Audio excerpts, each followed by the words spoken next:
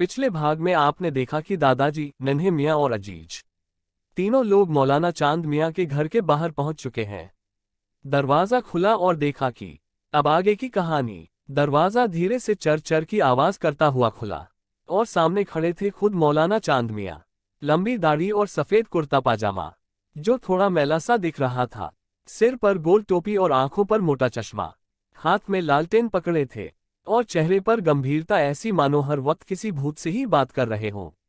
दादाजी ने मौलाना साहब को गौर से देखा और आगे बढ़कर अदब से कहा, सलाम मौलाना साहब। मौलाना ने चश्मे के पीछे से आंखें मिचमिचा कर देखा और बोले, वालेकुम अस्सलाम। मौलाना बोले, अंदर आ जाइए जनाब, बाहर जादू टोने की हवा चल रही है।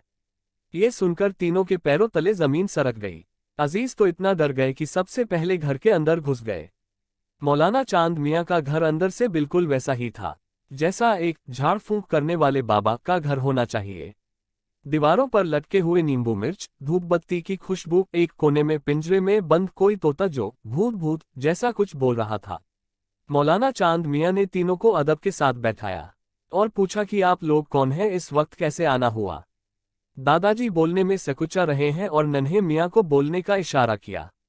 नन्हे मियाँ दादाजी का इशारा समझ गए।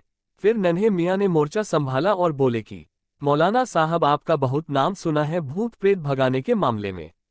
बस इसी सिलसिले में अपने दोस्त गफूर को लेकर आया हूँ। और बोले, गफूर अपनी पूरी बात मौलाना साहब को बताओ, कुछ भी छुपाना मत, क्योंकि डॉक्टर और मौलाना से कुछ भी छुपाते नहीं है। दादाजी कुछ हिचकिचाते हुए बोले, वो मौलाना साहब, एक बाग लिया है।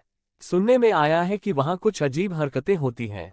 मतलब भूत प्रेत टाइप का मामला, लगता है आपसे बंदेज कराने का सोचा है। मौलाना ने पहले नन्हे मियाँ को देखा, फिर अजीज को, और बोले, बंदेज कराने के लिए एकदम सही सोचा है। भूत प्रेत को बाग में रहने का कोई हक नहीं है। वहां सिर्फ फल और तुम लोग रहोगे इंशाल्लाह। ये सुनकर बड़े पापा अजीज मन ही मन खुश हो रहे हैं और अब्बा की तरफ देख रहे हैं कि तभी नन्हे मियाँ ने धीरे से कहा, मौलाना साहब, मामला थोड़ा नाजुक है। भूत है या अफवाह है, ये तो आप ही जांच कर बता सकते हैं। मौलाना चांद मियाँ ने मुस्कराते हुए कहा, अरे जनाब, अफवाह हो या अफलातून, मेरा तावीज़ सब पे भारी है। मौलाना बोले, मैं यहीं से बैठकर चेक करता हूँ कि माजरा क्या है। इतना कहकर अपनी आंखें बंद की, कुछ मंत्र बड़बड़ाए और जोर जोर से हिलने लगे। आंख खोलकर एकदम से चिल्लाकर बोले, हूँ मामला संगीन है। मौलाना साहब की हरकत देखकर दादाजी और अजीज बुरी तरह से डर गए और दादाजी सोचने लगे, बाग लेकर बहुत बड़ी गलती हो गई है। लगता है मौलाना ने कोई बहुत बड़ा भूत देख लिया है।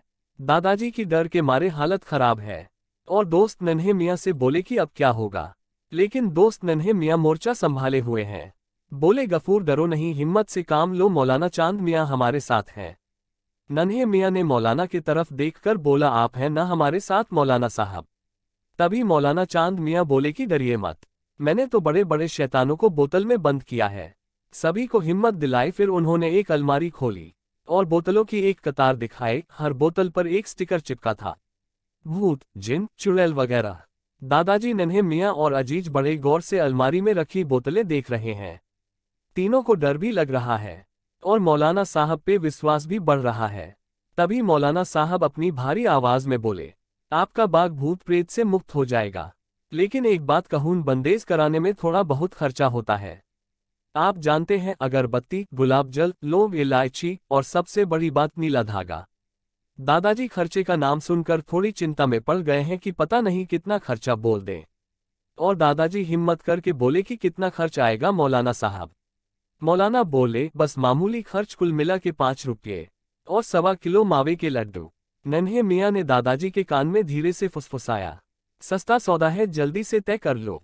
लेकिन एक बात है मौलाना, भले ही ज्यादा दमदार हो या ना हो, पर लड्डू बहुत मांग रहे हैं, पूरे 1.25 किलो। दादाजी धीरे से बोले, मांगने दो, अब जो होगा देखा जाएगा। खर्चे का बजट दादाजी के बस में था और दादाजी खुश होकर बोले, ठीक है मौलाना साहब, लड्डू भी मिलेंगे और रुपया भी, पर हमें बाग साफ सुथरा चाहिए। मौलाना ने आंखें बंद की, हाथ ऊपर उठाया और कुछ बड़बड़ाने लगे। फिर आंखें खोल के बोले, कल फज्र की नमाज के बाद हम बाग चलेंगे। और बोले कि फज्र की नमाज का वक्त सुबह 4 से 6 बजे के बीच का होता है। उस वक्त जादू टोने की हवा हल्की होती है और हाँ, किसी को भी पीछे नहीं देखना होगा। और बंदेज करते वक्त कोई आपस में बात नहीं करेगा। तीनों ने एक सुर में कहा, जी मौलाना साहब। फिर मौलाना चांद मियां बोले कि अब आप लोग जा सकते हैं और कल सुबह बाग चलकर बंदेज का इंतजाम करेंगे। जैसे ही तीनों मौलाना के घर से बाहर निकले, नन्हे मियां ने लंबी सांस ली और बोले, गफूर, एक बात तो पक्की है, अब इस बाग में चाहे भूत हो या न हो, मजा बहुत आने वाला है। अब तीनों घर लौटने लगे। रास्ते में दादाजी थोड़े संतुष्ट, थोड़े परेशान। नन्हे मियां बोले, एक बात कहूं गफूर, मौलाना की बातें थोड़ी अजीब लग रही थीं, लेकिन कम से कम वो भूत प्रेत भगाने के मामले में हिम्मत से भरे हुए हैं। अजीज अब चुप थे। हीरो वाली फीलिंग धीरे धीरे अब कम होती जा रही थी। कुछ सोचकर दादाजी से बोले कि अब्बा 5 रुपए तो मौलाना रख लेंगे, लेकिन लड्डू कौन खाएगा। दादाजी गुस्से में बोले, तुम खाओगे, चुपचाप घर चलो। अजीज चुप हो गए और सभी लोग घर की तरफ तेज कदमों से चले जा रहे हैं। अब हमारी दादी घर में बेसब्री से इंतजार कर रही हैं कि ये लोग कब घर आएंगे। दादी ने दरवाजे से देखा, तीनों लोग घर आ रहे हैं और जैसे ही दादाजी घर के अंदर आए, दादी ने सवालों की झड़ी लगा दी। क्या हुआ? क्या बोले मौलाना? बंदेज होगा या नहीं? कहीं पैसा तो नहीं लूट लिया? दादाजी बोले, चिंता मत करो, सब तय हो गया है।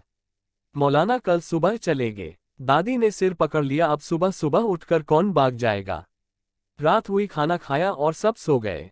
अगली सुबह सूरज भी ठीक से नहीं निकला था कि मौलाना चांद मियां अपने झोले के साथ आ गए। झोले में लौंग, इलायची, नींबू, नीला धागा और कुछ और ऐसी चीजें थीं जिन्हें समझना आसान बात नहीं है। और घर के बाहर जोरदार आवाज में चिल्लाकर बोले, गफूर बाहर आओ, बाग चलना है। इतनी कड़क आवाज सुनकर दादाजी तुरंत अंदर से बोले, अभी आते हैं मौलाना साहब।